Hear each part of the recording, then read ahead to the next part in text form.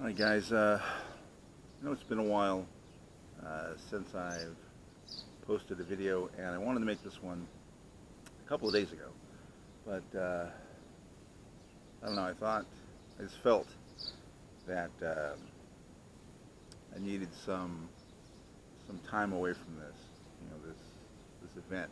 I'm talking, of course, you've seen the title, obviously, Anthony Bourdain's suicide. Now, this particular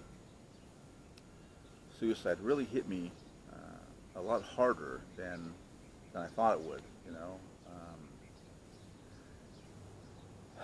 I was, emotional about it, and a couple times I even broke down and started crying, especially after seeing that video that Rose McGowan made. That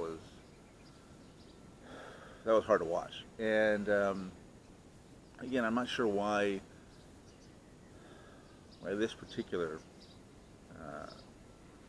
suicide has hit me so hard. And I know I've talked about mental illness before. I shared with you, my struggles with depression,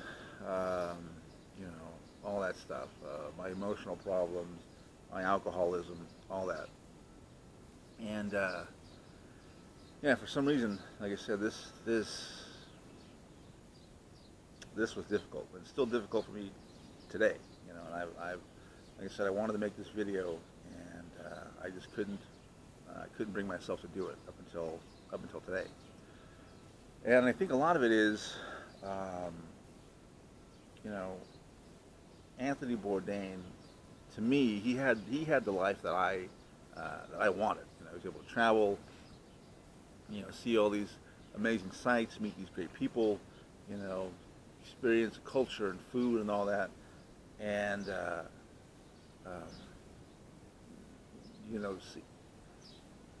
seeing him, end his life, right, kind of made me think that, well, maybe that life isn't all it's cracked up to be, and then you think, well, I thought, if that's not enough, then then what is, right? I mean, if Anthony Bourdain if his life wasn't enough, then what chance do I have, right, with my fucking crazy life? So, I was thinking about that, and I've heard a lot of people say, well, he was a former addict, right? He made it clear, he talked about it quite a bit, that, back in his 20s, he was a heroin addict. And I've heard a lot of people say, well, he was an alcoholic, and that's why he killed himself, and, alcoholism is a terrible disease, and all this. And I don't know for a fact that he was an alcoholic. I've never heard him say, I am an alcoholic. I've heard him say that, I used to be a heroin addict. I used to have a dependency on cocaine. But I've never heard him say that he's an alcoholic. And when I was talking to a few people in AA about it, right, they again automatically said, well, he's an alcoholic, and that's why he killed himself. And that did kind of rub me the wrong way, because we are constantly told that only you can determine if you're an alcoholic, right? No one else can say, oh, that guy's an alcoholic or she's an alcoholic. So to hear them say that Bourdain was an alcoholic and that's why he killed himself, and I've seen a couple of videos here on YouTube talking about alcoholic suicide, him and Kate Spade. I don't know anything about Kate Spade other than she's a designer, but I've heard no news reports or anything like that saying that she was an alcoholic. So to automatically, brand these two people as alcoholics, I think is reckless and irresponsible, especially because we don't know. But beyond that, yeah, and also I think it hit me kind of hard because I've been in that headspace to where I wanted to kill myself. I've talked just recently about my stint in the mental hospital. I was 5150'd because I was having really severe suicidal thoughts. And again, it's something I'm open about, and maybe I'm a little too open about these things, but I've always thought that being open about this stuff, maybe it could help somebody. Maybe somebody see one of these videos that I've done about depression and mental illness, and maybe it'll help. Maybe some good will come of Anthony Bourdain's suicide and Kate Spade's suicide. At least, like everybody's been saying, we need to lift the stigma of mental illness and depression, and that's true. It is very difficult to get help. I probably should have gotten help a lot sooner than I did last time, and I remember I was thinking about this because I've seen a lot of people call Anthony Bourdain a selfish person for killing himself. I haven't heard so much about Kate Spade, but I've heard about Bourdain a lot. And you could look at it that way, that killing yourself is a selfish act, but I think unless you really know what type of mind frame you have to be in to want to kill yourself, to end your life. The last thing you're thinking about is, well, is this a selfish act? How's it going to affect the people that love me, my friends and family, the people around me? That's not what you're thinking. You're thinking, there's no hope, right? There's no future for me. I don't want to live this life anymore. And you're just wanting to end that pain, So, yeah, you're not thinking about other people. I know from personal experience. So, to say it is a selfish act, I think is a bit short-sighted and a little insensitive.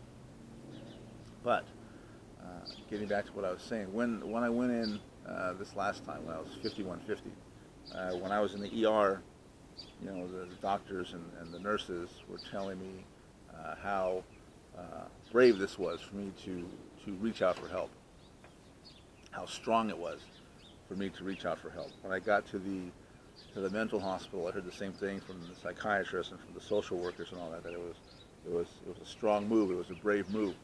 Now, I thought at the time they were just telling me this because they wanted to make me feel better, right? Not feel so terrible about myself, which I did, and which at times, even now, I still do.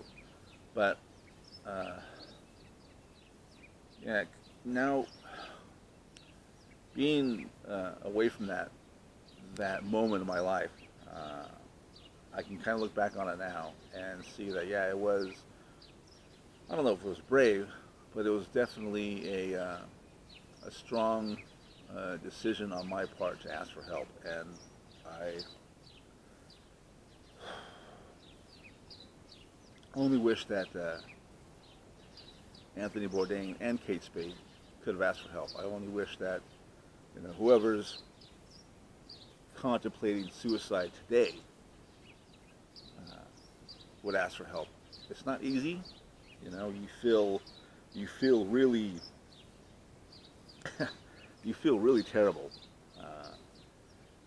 having to admit that you need help, that your life is essentially out of control, and that you want to kill yourself. It's not even if there was no stigma to it, even if people thought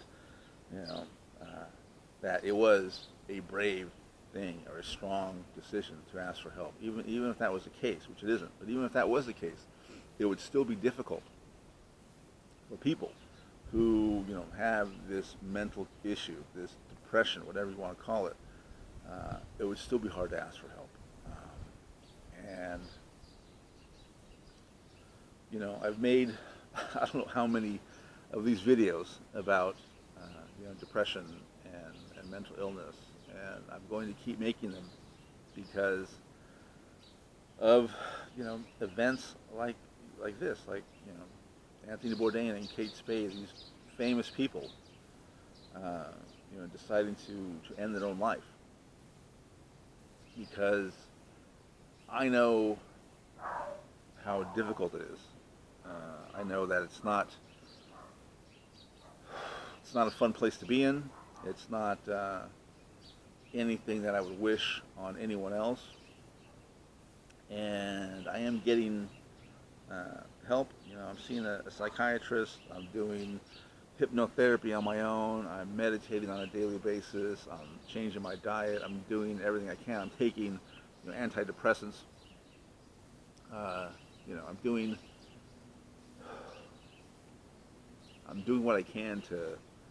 I don't know if you can fix this, but at least management and mitigate it as much as possible. So, again, if you are out there and you're dealing with depression or any kind of mental illness, it is really important to ask for help.